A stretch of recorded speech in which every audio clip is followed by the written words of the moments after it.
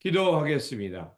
좋으신 아버지 하나님, 오늘도 저희들에게 이 아침에 시간을 주시고 이렇게 주님의 말씀을 묵상하며 이 하루를 출발할 수 있게 하시니 감사를 드립니다. 아버지 하나님, 벌써 2024년도를 시작한 지가 얼마 안 된 것 같은데 1월 마지막 날을 맞이하게 되었습니다. 주님, 다시 한번 우리가 2024년도를 향해서 계획했던 일들이 무엇인지 생각하게 하시고 2024년도는 작년보다 더 나은 삶, 어제보다 더 성숙한 삶이 될 수 있도록 다시 한번 도와주시옵소서.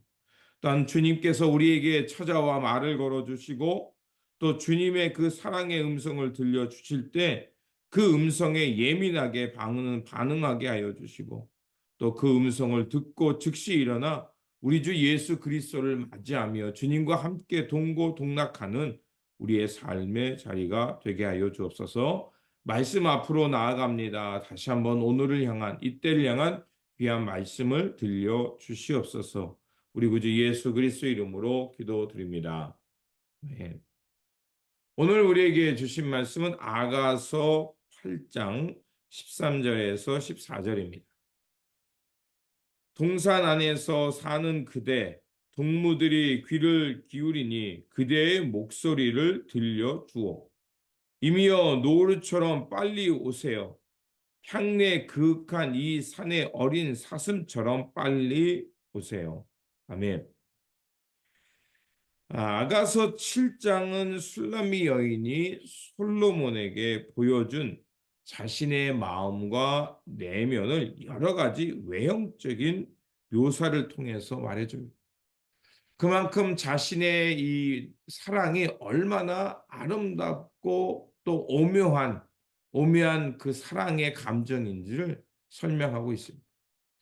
좀 너무나도 디테일하게 설명을 하기에 우리에게 오해가 될 수 있지만 이런 표현은 내 감정을 여러 가지 단어로 설명한다는 것은 그만큼 내 감정에 풍성함이 있었고 또 이런 여러 가지 감정들을 다양한 묘사를 통해서 말하는 것은 내 감정의 이런 그 아주 여러 가지 복합적인 감정들.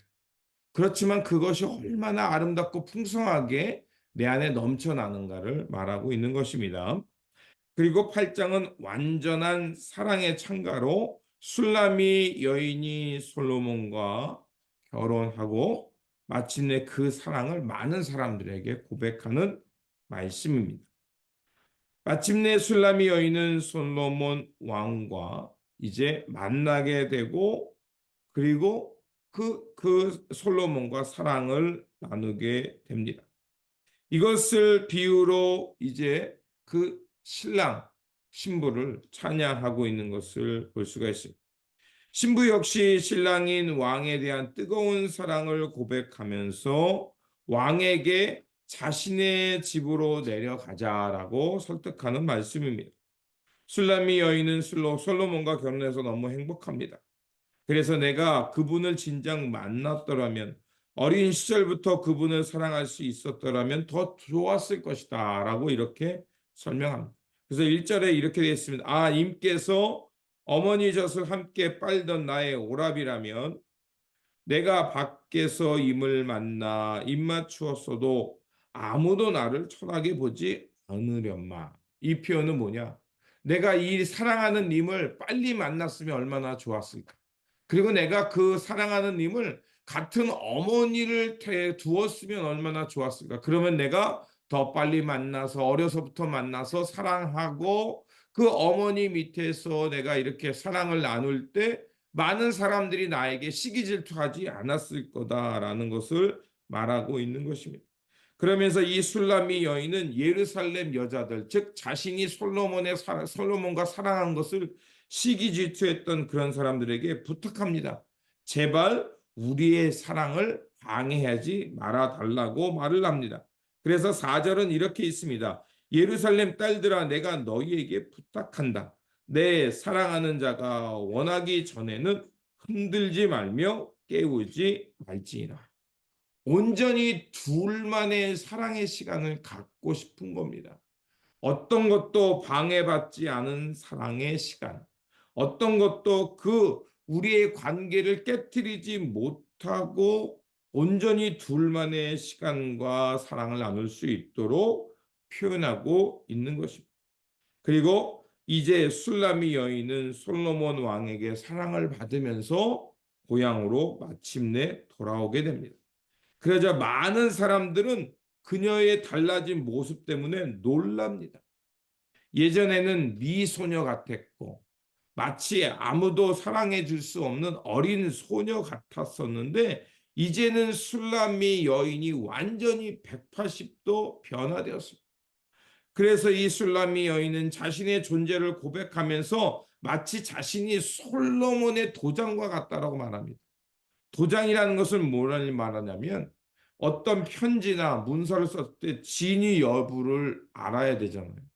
그 진위 여부를 알기 위해서는 그 밀랍을 녹인 다음에 왕의 인장을 찍었다고 합니다. 그런데 이 인장은 뭐냐? 우리 오늘날 도장과 같은 거예요. 그런데 그거는 만들기도 어렵고 또 왕만이 가지고 있습니다. 그러면 어떻게 되겠습니까? 자기 몸에 항상 지니고 다녀야죠. 만약에 그것을 잃어버리게 되면 누군가가 왕의 명령이라는 조서를 내리고서 그 인장을 찍어버리면 어떻게 되냐? 이제 그거는 왕의 명령과 같은 것이 돼요. 그렇기 때문에 왕은 항상 그 도장을 몸에 지니고 다녔다고 합니다. 그래서 손가락에 끼고 다니기도 하고 또 목에 걸고 다니기도 했다고 합니다. 그러니까 오늘날 반지처럼 손가락에 끼고 있었던 거죠. 도장인 거죠.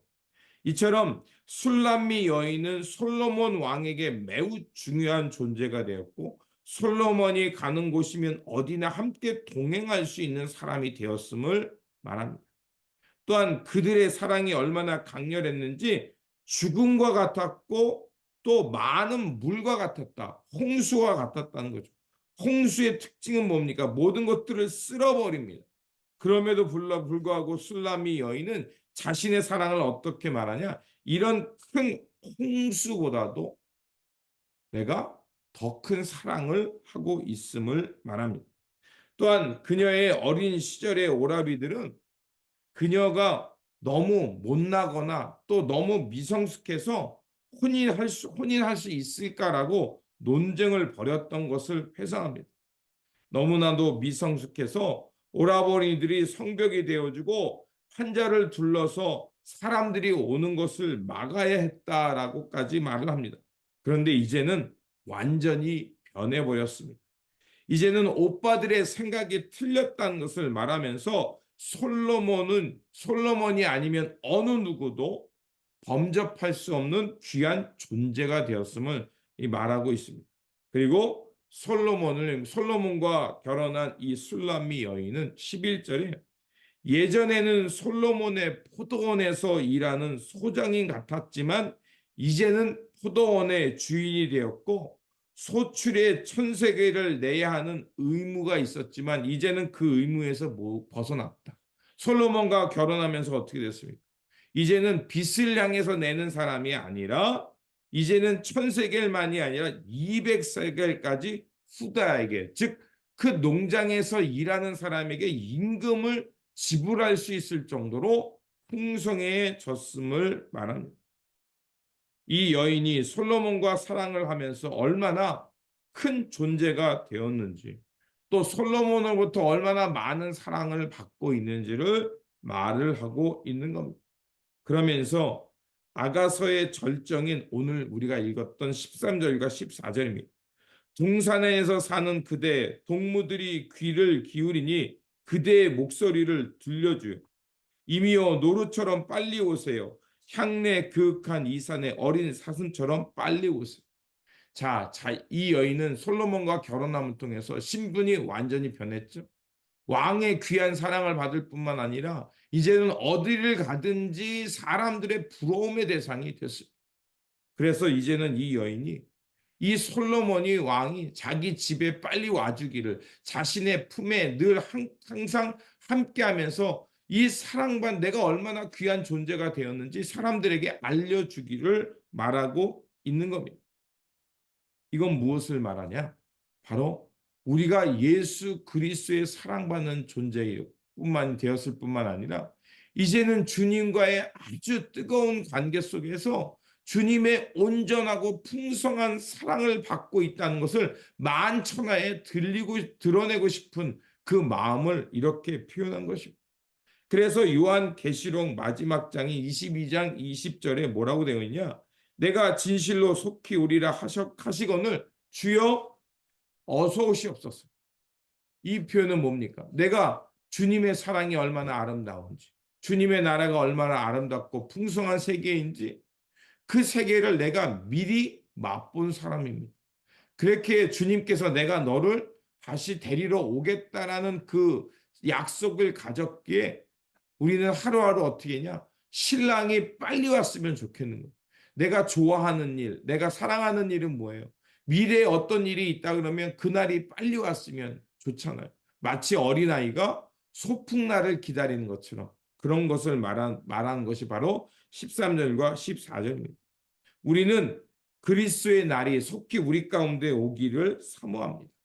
왜 그렇습니까? 바로 우리는 주님으로부터 말할 수 없는 사랑과 평화를 맛보았기에 그 사랑과 평화가 온 세상에 가득하면 얼마나 좋을까?